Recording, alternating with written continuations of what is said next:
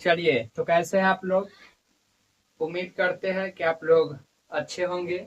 और फिर से हम लोग क्लास 6 का जो है, क्लास 6 का हिस्ट्री लेसन थर्ड तीसरा चैप्टर लेकर आ गए हैं, जिसका नाम है आरंभिक नगर। आरंभिक नगर। आरंभिक नगर। इसमें आप लोगों को सभ्यता के बारे में पढ़ना है। सभ्यता किसके बारे में पढ़ना है? सभ्यता के बारे में। अब समझिए कि ये सभ्यता क्या था, कितने सभ्यता थे, कैसे सभ्यता बने, इस सब के बारे में समझेंगे। तो इससे पहले आप लोगों को हम बताए थे कि मानव की उत्पत्ति अफ्रीका महादेश में हुआ था। मानव की उत्पत्ति कहाँ हुआ था? अफ्रीका महादेश में। मानव की उत्पत्ति कहाँ हुआ था? अफ्रीका महादेश में। अफ्रीका महादेश में मानव की उत्पत्ति हुआ था। और ये लोग चलते चलते एशिया आए, उत्तरी अमेरिका गए, हर जगह पहुंच गए। हर जगह क्या किए? पहुंच गए। तो जो अफ्रीका में मानव जब उत्पत्ति हुआ, ये लोग असभ्य थे। असभ्य थे मतलब उतना समझ नहीं था। याद कीजिए, बताए थे कि जानवर को मार के खाते थे, जो इंसान मर जाते थे उसको भी खाते थे। फिर आग का खोज हुआ था, फिर जानवर को क्या बोलते हैं, पकाकर खाते थे। और तो इसलिए ये लोग असभ्य थे, बात नहीं करते थे, बोलते नहीं थे, उतना ज्यादा ये लोग डेवलप नहीं थे, जैसे तैसे अपना जीवन काट लेते थे। लेकिन जब मानव एशिया में आया ना, तब ये सभ्य हो गए। सभ्य हो गए यानी लिखना पढ़ना जान गए, बोलना जान गए, इशारा करना जान गया, हर चीज के बारे में समझना जान गया, एक दूसरे के सोच को समझने लगा कि आगे वाला क्या सोचता होगा, क्या उसके ऊपर बीतता होगा, हर चीज समझने लगे। इसलिए इस मानव को बोला गया सभ्य मानव। क्या कहा गया? सभ्य मानव। क्या हो गया सब मार्कर को? ये क्या हो गया? सभ्य मानव हो गए। और सभ्य मानव के समूह को याद रखिएगा, सभ्य मानव के समूह को सभ्यता कहते हैं। क्या कहते हैं? सभ्यता कहते हैं। सभ्य मानव के समूह को क्या कहते हैं? सभ्यता कहते हैं। इसका मतलब है कि सभ्यता में जितने लोग होंगे, सब लिखना पढ़ना अपना लैंग्वेज में जानते होंगे, बातचीत करना जानते होंगे, व्यापार करना जानते होंगे, कृषि करना जानते होंगे। तो अब वही एक नगर बना लिए, गांव की तरह बन गए, और सब लोग बस गए, रहने लगे। तो वही क्या कहलाया? सभ्यता। क्या कहलाया? सभ्यता। बताइए, यहां तक में कोई दिक्कत? क्या कहलाया? सभ्यता। अब देखिए, सभ्यता जो है, अगर बात करें दुनिया में सबसे पुरानी सभ्यता का, तो वो है मेसोपोटामिया की सभ्यता। याद रखिएगा, मेसोपोटामिया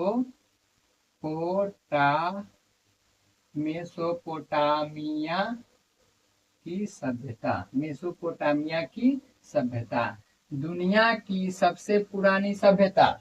मेसोपोटामिया की सभ्यता दुनिया का सबसे पुरानी सभ्यता। मेसोपोटामिया की सभ्यता कहाँ था? ईरान की तरफ। ईरान इधर था। मेसोपोटामिया की सभ्यता जो 3 भाग में बटे थे।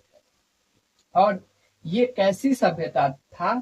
तो ये ग्रामीण सभ्यता था। ग्रामीण, जैसे गांव के लोग रहते हैं ना, उसी तरह यहाँ मेसोपोटामिया के लोग रहते थे। ग्रामीण सभ्यता था। और इस मेसोपोटामिया सभ्यता का अंत कैसे हुआ?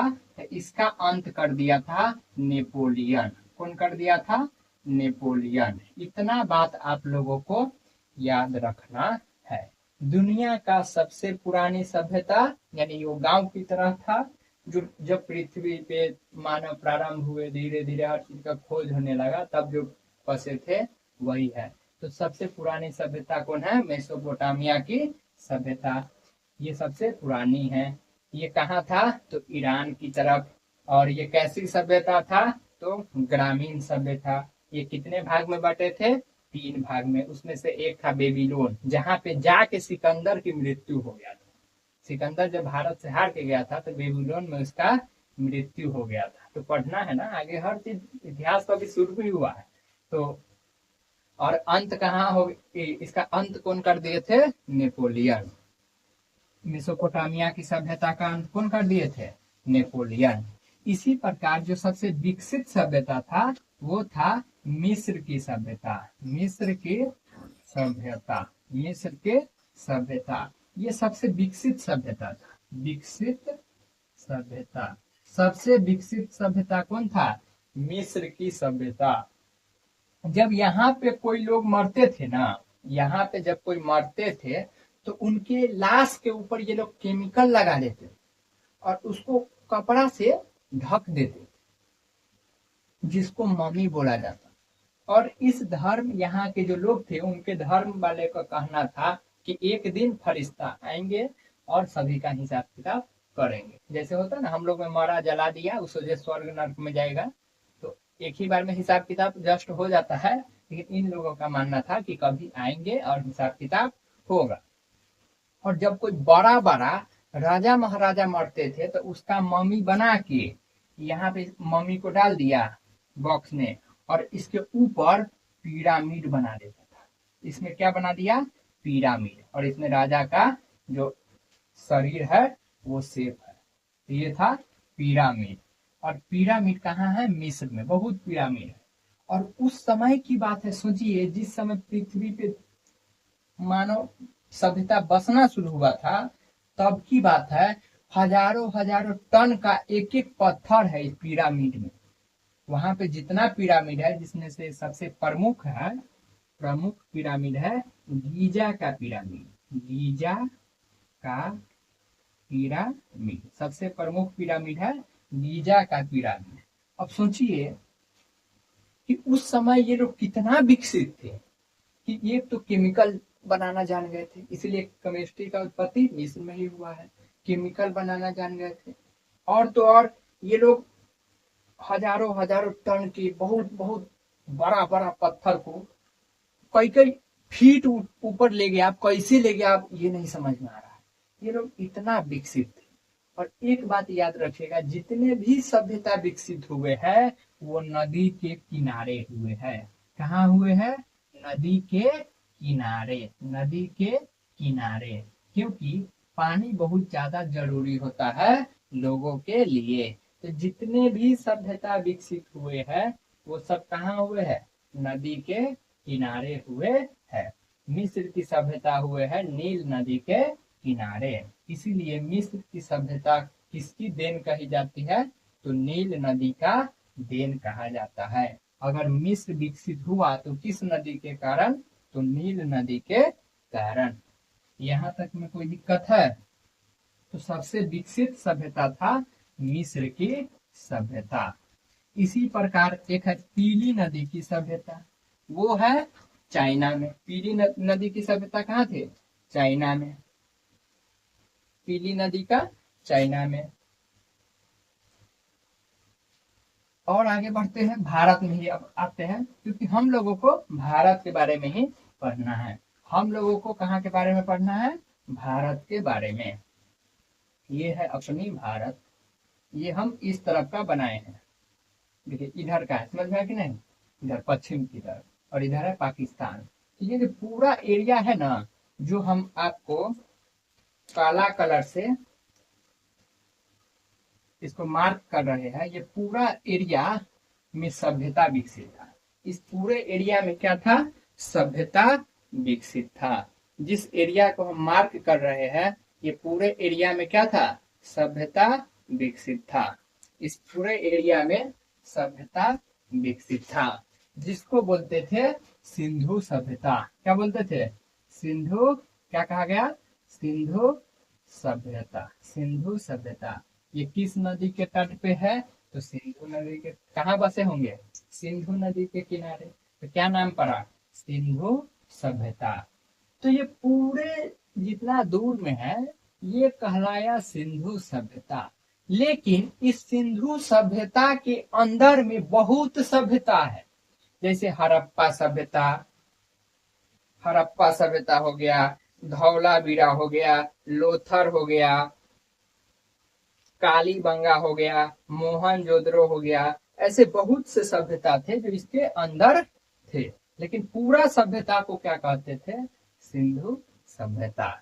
और सिंधु सभ्यता में सबसे पहले जो सभ्यता मिला, और कहीं सभ्यता के बारे में बताया कौन, तो समझिए, पहले ये भी क्लियर समझिए कि जब जमीन का खुदाई हुआ घर उर बनाने के लिए, तो उन्होंने देखा कि पहले से यहाँ पे घर बना हुआ है, एकदम दीवार उवाल दिखने लगा खनने को। तो लोग सोचा कुछ ना कुछ तो यहाँ पे है, पूरा खन, एकदम एक गांव दो गांव खन दिया, सब पूरा खन दिया ना, तो अंदर देखा घर सब है, घर है, नाला है, मूर्ति है, हड्डी है, कुत्ता मरा है, ये सब का हड्डी है, बहुत चीज मिला। मतलब पूरा नगर बसा हुआ था जमीन के अंदर, और उसके ऊपर माटी जम गया था, जिस कारण से ऊपर जमीन था और लोग को पता नहीं था। लेकिन जब खनाया तब पता चला वो जो मानव पहले जिंदा थे, जो सबसे पहले बसना शुरू किए, वो यहीं रहते थे। तो उसी को क्या कहा गया? सभ्यता। और इसी तरह अलग अलग नाम दिया गया। तो जो भारत में था उसको क्या कहा गया? सिंधु सभ्यता, जो भारत पाकिस्तान सब में है। और जो सबसे पुरानी सभ्यता मिला उसको क्या कहा गया? मेसोपोटामिया की सभ्यता। और मिस्र में जो सभ्यता थी उसको मिस्र की सभ्यता। और चीन में जो सभ्यता थे उसको पीली नदी की सभ्यता। तो अलग अलग सभ्यता नाम दिया गया। खोदने पे पता चला कि वहां पे पहले लोग रहते थे। और ये जो मिस्र की सिंधु सभ्यता थे ना, ये नगरी सभ्यता थी। कैसी सभ्यता थी? नगरी सभ्यता। ये दुनिया का सबसे पहला नगरी सभ्यता था। यानी जो मेसोपोटामिया की सभ्यता था, तब बताए थे कि वो ग्रामीण सभ्यता था। लेकिन ये जो सिंधु सभ्यता था, ये क्या था? नगरी सभ्यता। सिंधु सभ्यता कैसी सभ्यता थी? नगरी सभ्यता थी। यहाँ तक में कोई दिक्कत? आगे बढ़ते हैं। और इसमें सबसे पहले जिस सभ्यता का खोज हुआ वो था हड़प्पा की सभ्यता। हड़प्पा हड़प्पा की सभ्यता यानी हड़प्पा की कहानी। अब आपका बुक जो है शुरू होता है, जिसमें पहला आप देखिएगा हेडिंग लिखा हुआ है हड़प्पा की कहानी। तो ये जो हड़प्पा सभ्यता था ये सबसे पहले मिला, इसलिए सिंधु सभ्यता को हड़प्पा सभ्यता भी कहते हैं। सिंधु सभ्यता को और कौन सी सभ्यता कहते हैं? हड़प्पा सभ्यता। सिंधु सभ्यता को और कौन सी सभ्यता कहते हैं? हड़प्पा सभ्यता। और इसका खोज कौन किया? दयाराम साहनी। दयाराम साहनी। हड़प्पा सभ्यता का खोज किसने किए? तो दयाराम साहनी ने। हड़प्पा सभ्यता का खोज किसने किए? तो दयाराम साहनी। याद रहेंगे, हड़प्पा सभ्यता की खोज किसने किए? तो दयाराम साहनी। अब इसके अंदर काफी चीज मिले, अलग अलग चीज, जिससे प्रमाणित होता है कि वो लोग कैसे रहते थे, क्या खाते थे, कैसे व्यापार करते थे, कैसे जीते थे, क्या उनका नियम था, कैसे सड़क था, कैसे नाला था, कहाँ से पानी लाते थे, कैसे जाते थे, कैसे कैसे गाड़ी रखे थे। हर चीज की जानकारी हमें अलग अलग सभ्यताओं से मिल जाते हैं। तो आप लोग जो 6 में है, इससे पहले जो क्लास 6 के बच्चे थे उसको दूसरा बुक पढ़ना पड़ता था। और उस बुक में था क्या कि हड़प्पा सभ्यता, सिंधु सभ्यता, मोहनजोदड़ो, लोथर, ये सब अलग अलग पढ़ना था। लेकिन आपके इस पुस्तक में क्या किया है? सीधा हड़प्पे सभ्यता दे दिया है। और उसके अंदर कहीं कहीं लोथर फोथर सब की चर्चा किया होगा, वो छोटा अक्षर में जो अलग हाईलाइट करके लिखा गया होता है। तो इसमें आप लोगों को केवल हड़प्पा सभ्यता पढ़ना है। लेकिन एक्चुअल में हम लोग पढ़ेंगे सभी सभ्यता, लेकिन किसके अंदर में? तो हड़प्पा सभ्यता के अंदर में। तो हम जितना भी चीज बोलेंगे आप लोगों को, अब लिखेंगे कम, बोलना ज्यादा रहता है इसमें, तो आप लोग ध्यान से सुनिएगा उसमें क्या क्या हुआ था। तो पहले है कि हड़प्पा सभ्यता की विशेषता क्या थी। हड़प्पा सभ्यता की विशेषता क्या थी? एक मिनट पंखा इधर घुमाते हैं।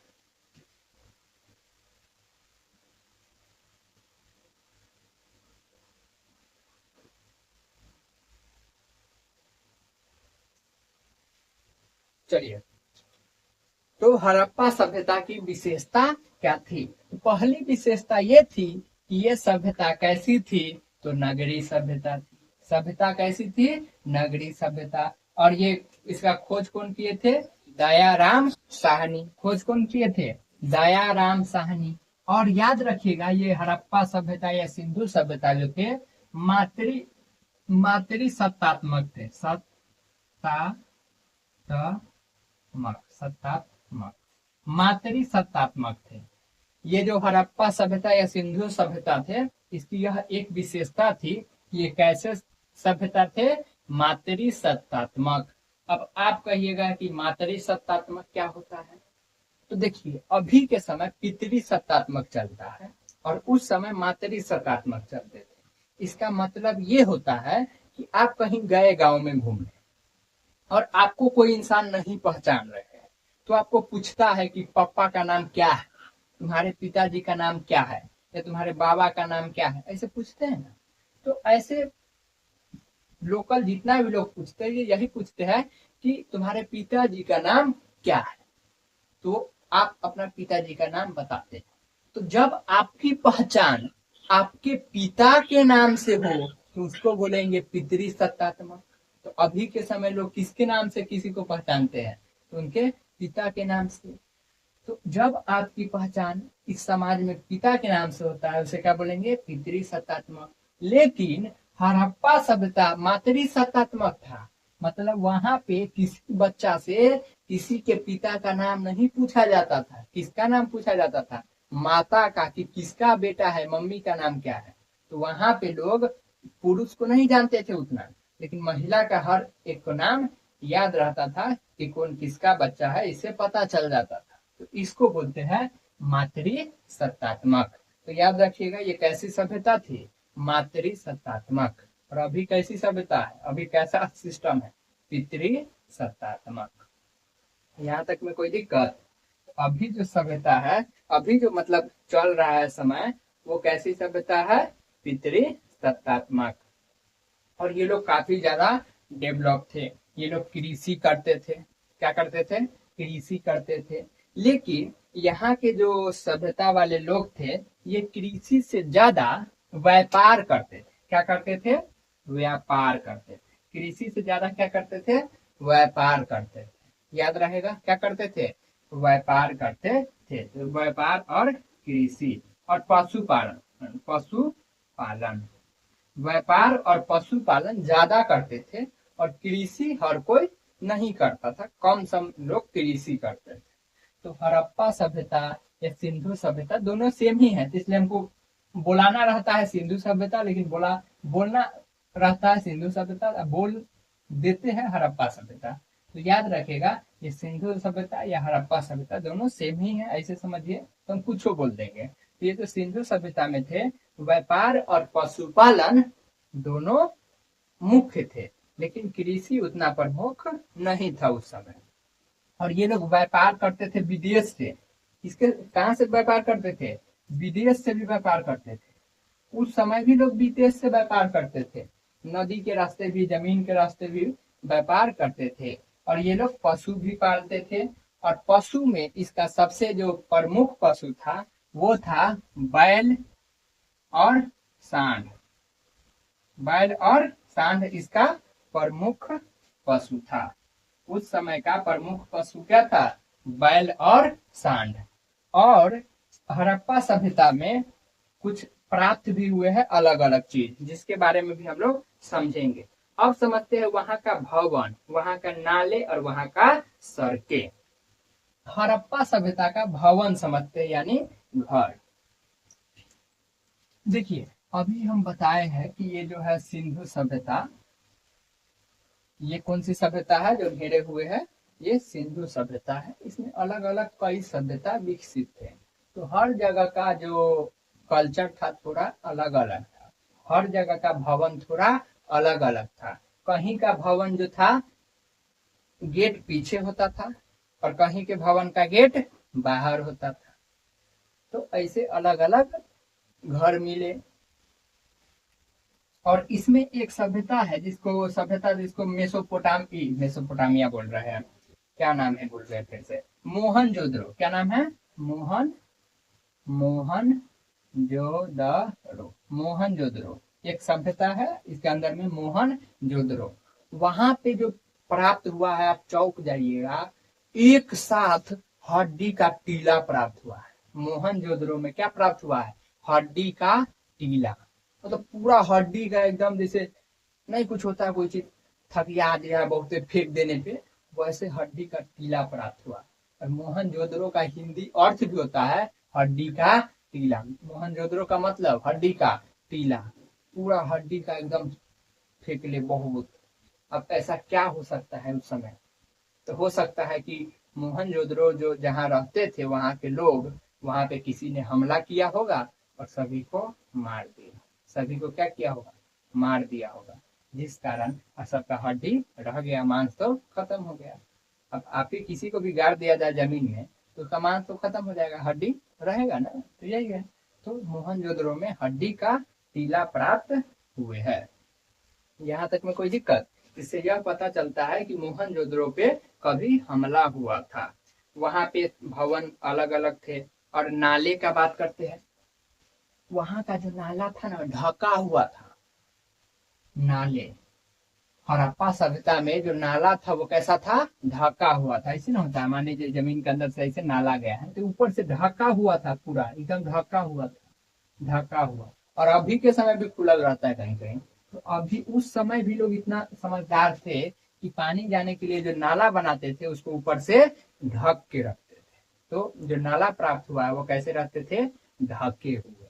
और जो सड़क रहते थे ना, वो सड़क रहते थे इस तरह कि जो हवा चले ना पूरब से पश्चिम, जब हवा चले तो सड़क अपने आप साफ हो जाए। मतलब कभी भी उन लोगों को पूरब से पश्चिम, पश्चिम सड़क था, पूरब से पश्चिम, याद रखिएगा। जब हवा चलता था ना तो सड़क पे जितने भी कचरा होते थे हवा लेके सबको उधिया के फेंक देते थे, तो ऑटोमेटिक हवा से उसका सड़क साफ हो जाता था।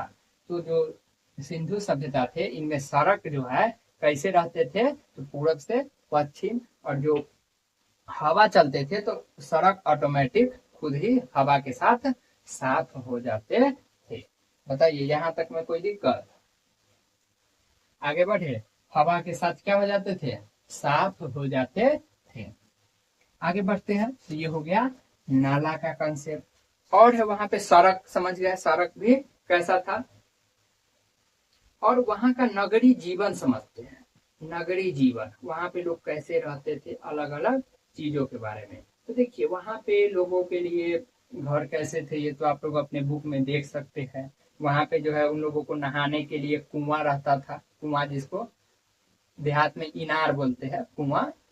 अभी तो कुआं अब उतना चलता नहीं, अब कल वगैरह हो गया। तो ये सब प्राचीन समय में, इससे पहले भी बहुत ज्यादा प्रसिद्ध था, अब उतना नहीं रहा। तो कुआं था उन लोगों के घर के पास ही रहता था, जहाँ से वो लोग पानी निकाल के नहाते थे, उपयोग करते थे। नगरी जीवन में जितने भी लोग थे वो अधिकतम क्या करते थे? तो पशुपालन करते थे, नहीं तो व्यापार करते थे, और कुछ लोग जो है कृषि करते थे। और जो ग्रामीण लोग थे, कहीं कहीं ग्रामीण भी लोग थे, वो जो है कृषि करते थे। तो और उसी कृषि से जो है लोग अपना खरीदते थे और खाते थे। और वो लोग उस समय तांबा, शीशा, शीशा बोल रहे हैं, तांबा, कांस, कांस। और ये कांस क्या होता है? तो आप लोग देखे होइएगा, महिलाओं का लहठी होता है, चूड़ी की तरह एक लहठी होता है जिसमें आग लगने पे पिघलने लगता है, उसको कांसा बोलते हैं। तो वो इस सब का उपयोग किया करते थे ये लोग। और धीरे धीरे ये लोग अलग अलग धातु का खोज करने लगे। समझ में आया कि नहीं? तो नगरी जीवन इस तरह बीतते थे। और ये लोग चित्रकारी भी करते थे। इसके बारे में तो पहले ही बताए थे कि ये लोग चित्रकारी करना सीख गए थे। उसके बाद ये लोग अलग अलग चित्र भी बनाए थे, फोटो भी बनाए थे। कहीं कहीं से एक सिंह वाला जानवर मिला है, एक वो सिंह वाला जानवर, जैसे गेंडा नहीं होता एक सिंह वाला, उसी तरह एक सिंह वाला जानवर मिला है। और मातृ देवी का मूर्ति मिला है। मातृ देवी का मूर्ति। मातृ देवी का मूर्ति मिला है। इससे यह पता चलता है कि उस समय के लोग कैसे थे, तो मातृ सत्तात्मक थे। और मातृ सत्तात्मक बता दिए है, उसमें किसका नाम पूछा जाता था, तो माता का नाम पूछा जाता था। नगर और नए शिल्प, वो लोग अलग अलग चीज बनाने लगे, कपड़ा बुनना सीख गए, अलग अलग कढ़ाई करना सीख गए, ये जो क्या बोलते हैं, कढ़ाई करना सीख गए, कपड़ा बुनना सीख गए। यहाँ तक समझ में आया कि नहीं। और जो लकड़ी होते हैं उससे अलग अलग चीज भी, वस्तु भी बनाने लगे थे। मातृ देवी का मूर्ति मिला था, एक सिंह वाला गेंडा मिला था। और कच्चे माल की खोज, देखिए कच्चे माल किसे कहते हैं, जो कृषि से प्राप्त होता है। किसे प्राप्त होता है, कृषि से, पशुपालन से, या फिर प्राकृतिक से, या फिर सीधा प्राकृतिक से। इसे बोलते हैं कच्चा माल। क्या बोलते हैं इसको, कच्चा माल। तो कच्चा माल इस सब से प्राप्त होते हैं, और ये लोग इसका उपयोग करके अलग अलग चीज बनाते थे। जैसे प्राकृतिक से लकड़ी का उपयोग करके ये लोग गाड़ी बनाना सीख गए, अलग अलग चीज बनाने लगे। तांबा का उपयोग ये लोग सीख गए थे। हथियार उथियार जितने भी होते थे कृषि कार्य हेतु, ये सब ये लोग बनाना सीख गए थे। इस तरह धीरे धीरे सभ्यता का विकास होने लगा। और ये जो सभ्यता था, अगर हम बात करें गुजरात में, तो गुजरात की तरफ जो है, यहाँ पे आप लोग के बुक में दिया गया है चित्र, आप लोग देख सकते हैं, आपके पास बुक हो तो। लोथर सभ्यता की चर्चा है, और इसमें एक चित्र है तालाब का, देखिएगा, जो कि बंदरगाह था, लोथर का बंदरगाह। तो गुजरात में उस समय भी क्या था, बंदरगाह था, जहाँ पे जहाज आके रुकते थे। यानी छोटा मोटा उस समय जो नाव होते थे वो आके रुकते थे। ये कहाँ है, गुजरात में मिला। गुजरात के किस सभ्यता में, तो लोथर में। मतलब अलग अलग सभ्यता इसके अंदर में थे ना, जैसे हड़प्पा हो गया, मोहनजोदड़ो हो गया, लोथर हो गया, ऐसे लोथर में मिले। यहाँ तक में कोई दिक्कत ज्यादा कुछ नहीं है, ये बस इसी बात को घीस पीस करके लिख दिया है। अब है सभ्यता का अंत। सभ्यता का अंत कैसे हुआ, तो देखिए अलग अलग कंसेप्ट, अलग अलग बुक, अलग अलग इतिहासकार जो इतिहास बताते हैं वो अलग अलग बात भी कहे हैं। जैसे कोई कहा है कि बाढ़ आ गया था, क्या आ गया था, बाढ़ आ गया था, जिस कारण से लोग वहां से चले गए। लोग वहां से क्या हो गए थे, चले गए, और वो जमीन वैसे ही रह गए। धीरे धीरे देखिएगा, घर में नहीं कोई रहता है, माटी जम जाता है, एकदम पूरा कुछ कुछ लग जाता है, मकड़ी उकड़ी, तो उसी तरह धीरे धीरे और वो जमीन में समा गया, मतलब ऊपर से मिट्टी ढक गया, जिस कारण से सभ्यता नीचे दब गए। लेकिन वहां के लोग भाग कहाँ गए, बात ये था। तो इसके अंत होने का कारण था, क्या कहा जाता है, बाढ़ आ गया था। क्या आ गया था, बाढ़ आ गया था। सिंधु नदी, वहां पे और कई नदी है, सतलज, ब्यास, झेलम, चिनाब, जिस कारण से बाढ़ आ गया और यहाँ के लोग जगह छोड़ के चले गए, और इस प्रकार इस सभ्यता का अंत हो गया। और ये लोग अलग अलग जगह पे भारत में, पाकिस्तान में, अफगानिस्तान में जाकर बस गए, और हर जगह मानव फैल गए। तो इस तरह से इस सभ्यता का अंत होता है। लेकिन एक्चुअल में ये बहुत बड़ा टॉपिक है, लेकिन आप लोगों को कम ही पढ़ना था, नॉर्मल ऊपर ऊपर घूमना था, क्योंकि अभी तो आप लोग पढ़ना शुरू ही की है इतिहास। तो उम्मीद करते हैं यहाँ तक में कोई दिक्कत नहीं होंगे। तो फिर मिलते हैं अगले वीडियो में, फिर मिलेंगे जल्द।